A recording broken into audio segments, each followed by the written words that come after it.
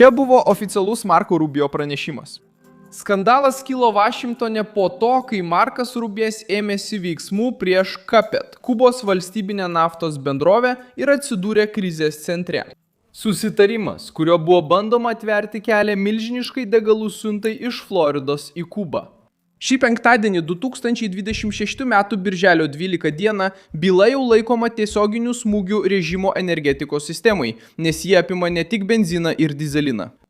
Tai apima uostą, cisterną, sunkvežimį, valstybinę įmonę, tariamą privatų sektorių, nukreipimo riziką ir senąją struktūrą, kuri beveik viską kontroliuoja saloje. Įmonė Vanguard Energy, įsikūrusi Coral Gables mieste, norėjo pristatyti daugiau nei 250 000 barelių dizelino ir benzino Kubos privatiems pirkėjams, naudodama su Cupet susijusią infrastruktūrą produktui sandėliuoti. Tačiau Rubijus sujaukė šį planą, įvesdamas sankcijas valstybės įmoniai ir apkaltinęs režimą energiją naudojant kaip politinį ginklą tuo metu, kai Kubos žmonės susiduria su elektros tiekimo sutrikimais, eilėmis ir trūkumu. Problemą paprasta suprasti, bet sunku priimti. Kaip nusiųsti kurą į Kubą taip, kad jis nepatektų į paties režimo kontroliuojančią uostą, sandėlį, sunkvežimius ir paskirstimą rankas? Kaip tikėti, kad produktas pasieks tik privatų sektorių, jei visa fizinė infrastruktūra priklauso Kubos valstybei? Ką jie bandė padaryti? Kodėl Brazilija sureagavo būtent dabar? Tuoj viską papasakosiu. Jei tau patinka tokio tipo tiesioginis ir be užuolankų turinys, apsvarstyk galimybę užsiprenumeruoti, nes čia tokie vaizdo įrašai būna kiekvieną dieną. Markas Rubijus paskelbė sankcijas prieš Cupet 2026 m. birželio 11 d. tiesiogiai paveikdamas valstybinę įmonę atsakingą už Kubos naftos ir dujų infrastruktūrą. Priemonė blokuoja įmonės turtą ir interesus JAV jurisdikcijoje ir padidina riziką bet kuriai JAV bendroviai, bandančiai su ją sudaryti sandorius. Sprendimas yra reikšmingas, nes Cupet neveikia laisvoje rinkoje. Kubos režimas naudoja kurą privilegijoms apsaugoti, saugumo struktūroms išlaikyti ir savo kontrolės aparatui palaikyti. Tuo tarpu šeimos susiduria su elektros tiekimo sutrikimais ir trūkumu. Šis argumentas sustiprėjo, nes paprastas kubietis valandas laukia benzino, mato kaip sustoja prekyba ir gyvena su elektros tiekimo nutraukimais.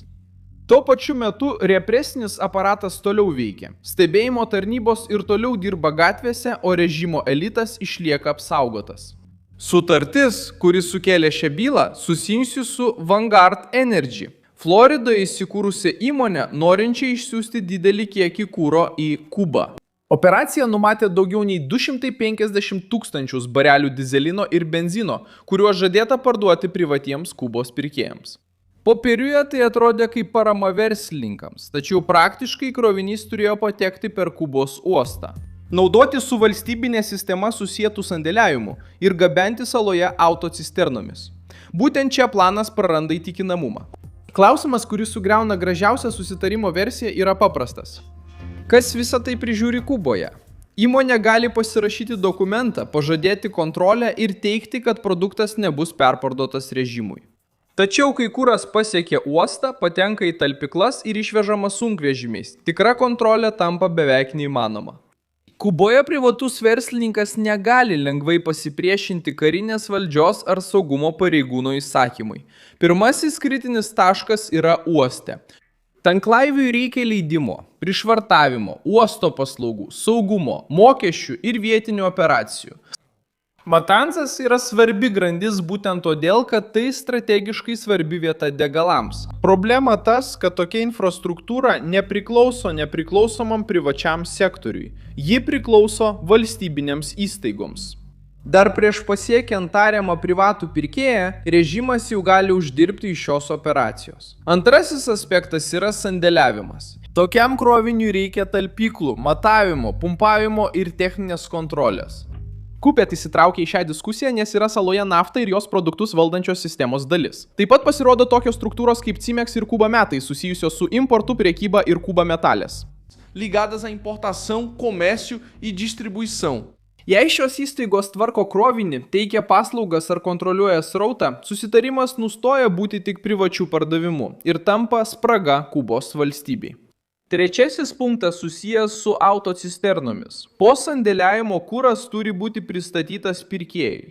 Tai problema ta, kad Kuba neturi didelės privačios laisvos vilkikų flotilės, kuri galėtų pervežti 100 000 barelių nepriklausomai nuo valstybės. Kūras dideliais kiekiais galintys vežti sunkvežimiai paprastai yra tiesiogiai arba netiesiogiai kontroliuojami režimo. Todėl galutinis pristatymas galėtų būti lengvai nukreiptas kitur. Ir pats kiekio dydis taip pat kelia įtarimų. Mažoms įmonėms reikia dizelino ir benzino pristatymui, transportui, maistui, generatoriams ir paslaugoms. Tai yra tikra. Tačiau Kubos privatus sektorius neturi visiškos laisvės ir pakankamos struktūros, kad galėtų vienas pats absorbuoti tokio masto krovinį. Jei lieka degalų, kas juos pasiima? Jei trūksta kontrolės, kas sustabdo perpardavimą? Jei režimas kontroliuoja maršrutą, kas nurodo paskirties vietą? Būtent čia Rubio sankcija pataiko į jautrią vietą. Trumpo vyriausybė bando išlaikyti paramą Kubos žmonėms ir nepriklausomiems verslininkams, bet neaprūpinti diktatūros.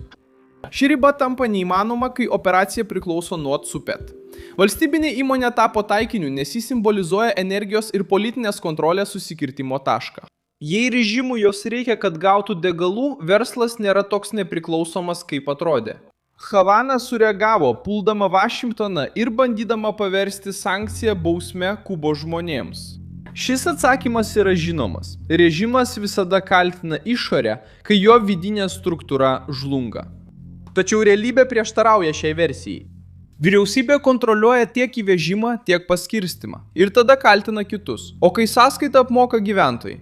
Paprastam kubiečiui tai reiškia išjungtą šaldytuvą, sutrikusią prekybą, sumažėjusi transportą ir sugriautą kasdienybę. Režimui tai reiškia politinę riziką. Nemaloniausia detalė yra ta, kad kūras Kuboje gali turėti dvi paskirtis. Jis gali judinti maisto sunkvežimį, greitąją pagalbą, ligoninės generatorių ir pagalbos pristatymą. Tačiau jis taip pat gali būti naudojamas patruliams, politinės mobilizacijos autobusams, policijos automobiliams ir stebėjimo aparatui. Rubijus būtent į šią riziką ir taikosi. Diktatūroje retas išteklius retai paskirstomas neutraliai. Tie, kurie yra arti valdžios, gauna pirmieji. Tie, kurie priklauso nuo valstybės, laukia. Humanitarinė alternatyva paminėta diskusijoje yra Karitas ir Katalikų bažnyčia. Šis kelias atrodo patikimiausias tiekti kūrą pagalbos sunkvežimiams, paskirstyti maistą ir teikti paramą vargingiems regionams. Rubijus sugriežtino kontrolę, nes suprato politinę situaciją. Kubos diktatūrai reikia kūro, pinigų ir spragų. Sankcija prieš Kupet uždaro vieną iš šių spragų pačiame jautriausiame taške. Jie įspėja, kad Jungtinių valstijų įmonės negali naudoti paramos privačiam sektoriui retorikos, kad vykdytų operaciją, kuri iš esmės priklauso nuo Kubos valstybės. Rubijus pataikė į skaudžią vietą.